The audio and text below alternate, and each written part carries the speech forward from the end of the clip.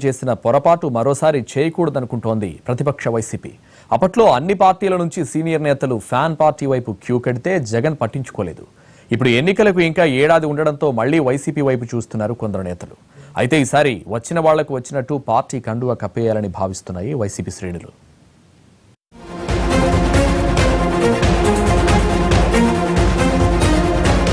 కాలం నేర్పిన పాఠాన్ని వైసీపీ నేతలు బాగానే వంట పట్టించుకున్నట్లు కనిపిస్తోంది.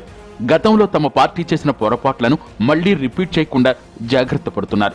2014 ఎన్నికలకు ముందు జగన్ హవా ఉన్న నేపథ్యంలో ఫ్యాన్ పార్టీ వైపు చూశారు దాదాపు అన్ని పార్టీల నేతలు. అయితే జగన్ మాత్రం అప్పట్లో వస్తామన్న జేసీ, ఆనం, గంట, రావిల లాంటి నేతలను చేర్చుకునే అంశంలో విముక్త చూపించారు. అది ఎన్నికల ఫలితాలపై కాస్తో కోస్తో ప్రభావం చూపించిందని అర్థమైంది. అయితే సరిగ్గా ఇప్పుడు కూడా ఎన్నికల వేళ కావడంతో ప్రధాన పార్టీ టీడీపీ నుంచి కొంతమంది నేతలు జగన్ వైపు చూస్తున్నారు.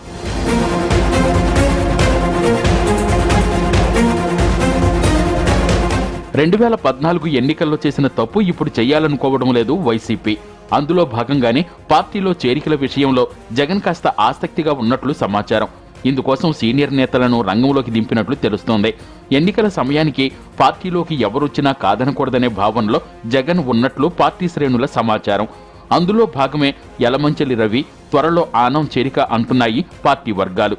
అయితే ఈ చేరికలతో పార్టీలో ఉన్న స్థానిక నేతలకు ఇబ్బందులు లేకుండా జాగ్రత్తలు కూడా జగన్ తీసుకుంటున్నట్లు తెలుస్తోంది.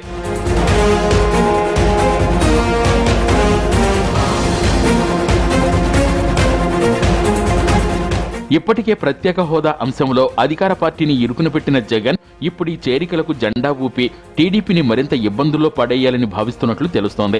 హోదా అంశం వైసీపీకి మైలేజీని తీసుకురావడంతో పాటు రాష్ట్రంలో పార్టీ గ్రాఫ్ కూడా పెంచిందని, ఇప్పుడు ఈ చేరికలతో పార్టీ కేడర్కు నూతనోత్సాహం వస్తాయంటున్నారు ఫ్యాన్ పార్టీ నేతలు.